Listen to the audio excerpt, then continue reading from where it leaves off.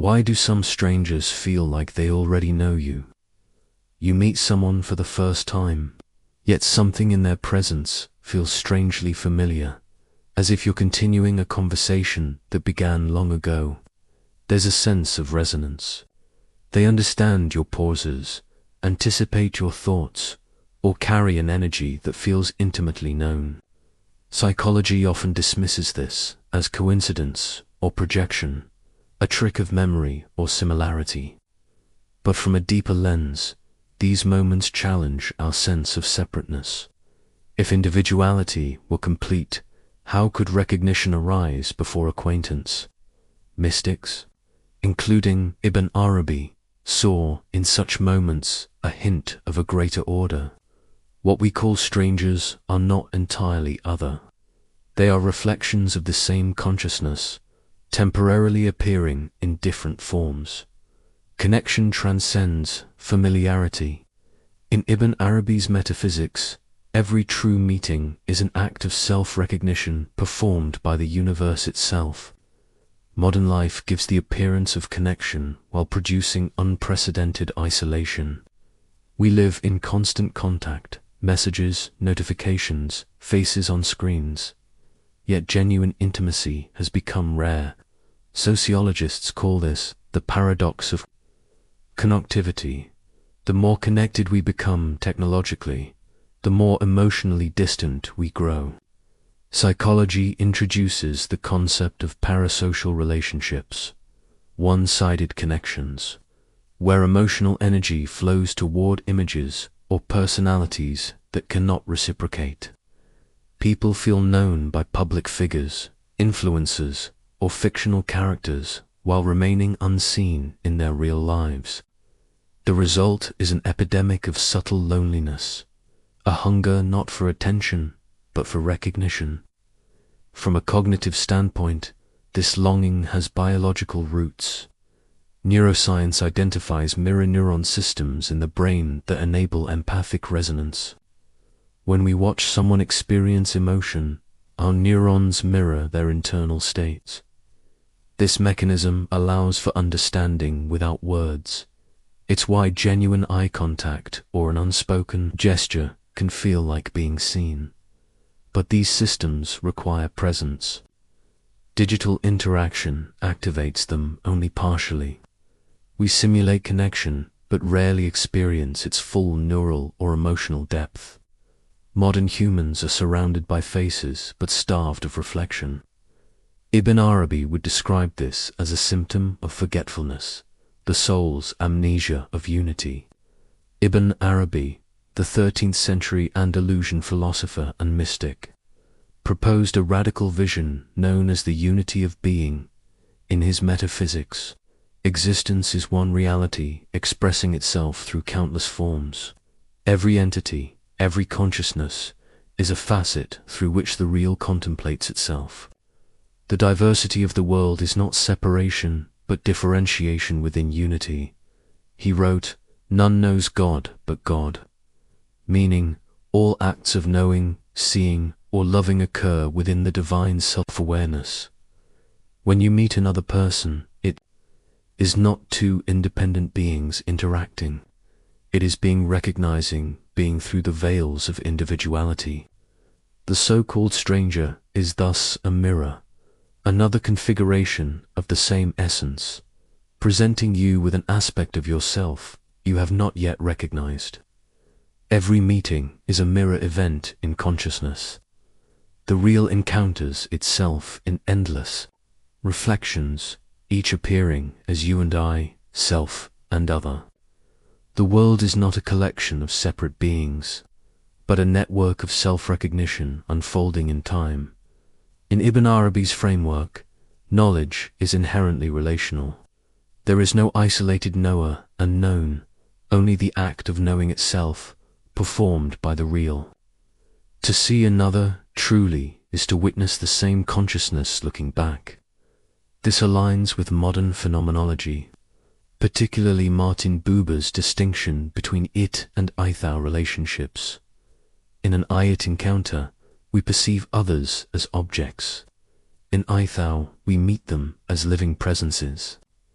Every vow is ultimately the divine addressing itself. Multiplicity is not a contradiction of unity, but its expression. Ibn Arabi compared existence to a mirror mosaic. Each fragment reflects light differently, yet the illumination is one.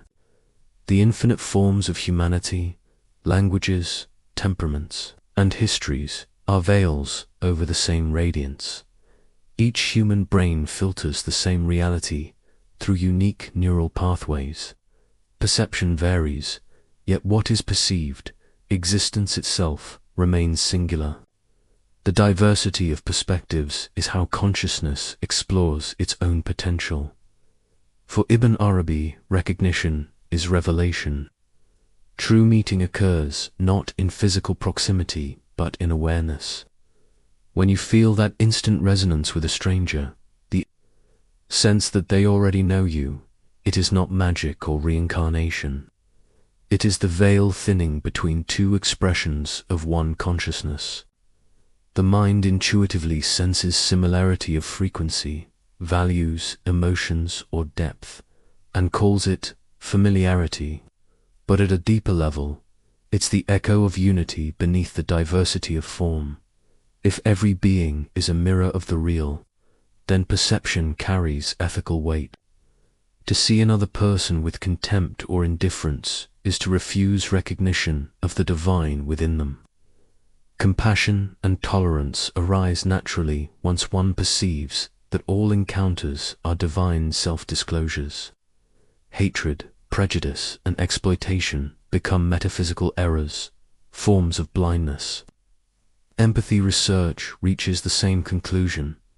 Perceiving another as fully human reduces aggression and increases cooperation.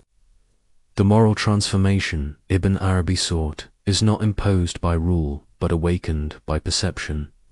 In modern psychology and philosophy, intersubjectivity refers to the shared space of experience between people, the meeting point where inner worlds overlap. Human meaning does not arise in isolation, but in relation. We become conscious of ourselves through interaction. This echoes Ibn Arabi's principle that being knows itself through its relational mirrors. Neuroscientific research on mirror neurons and limbic synchronization shows that during authentic connection, individuals' brain rhythms and heart rates align. Empathy is not metaphorical. It is measurable resonance. When two people attune emotionally through gaze tone or shared silence, their nervous systems enter temporary coherence. Ibn Arabi would describe this as the dissolution of separation. At the level of perception, two mirrors reflecting the same light until they appear as one. The veil is difference, necessary for experience, and the truth behind it is unity. To recognize another fully is to perceive that what you call my consciousness and yours are two perspectives within a single field. Ibn Arabi's insight provides a method for restoring connection in a disconnected world. Practice deep listening without the intention to reply. Presence allows the real to speak through the form in front of you. Notice projections, the stories we impose on others, to clear the mirror of perception. Engage others with embodied awareness, breath, tone, and attention, cultivating physiological coherence and trust. Reflect on what encounters reveal about you. Every admiration or irritation points to an inner resonance. Recognize unity beneath difference so that tolerance becomes natural perception. Through such practices, Ibn Arabi's vision becomes a living psychology of connection, a discipline of seeing. Every stranger you meet carries a story, sometimes theirs, sometimes yours. The instant connection you feel is not coincidence. It is a small window through which unity peers into the world of form. Encounters are never random. They are the real meeting itself in infinite disguises. To recognize this is to replace alienation with awe. Empathy and resonance are woven into our biology. What mystics described as divine unity now appears in data as shared neural and emotional patterns. The mystical and the scientific converge. Connection is not created by effort. It is remembered through awareness. The next time you feel that a stranger already knows you, pause. Perhaps they do, not personally, but existentially. They recognize in you the same consciousness looking through different eyes. Every stranger is a messenger of your unseen self. Every meeting, a rehearsal of remembrance. When that recognition stabilizes, when you see the one shining through every face, the veil of separateness dissolves, and what remains is the most profound truth of all. None knows God but God.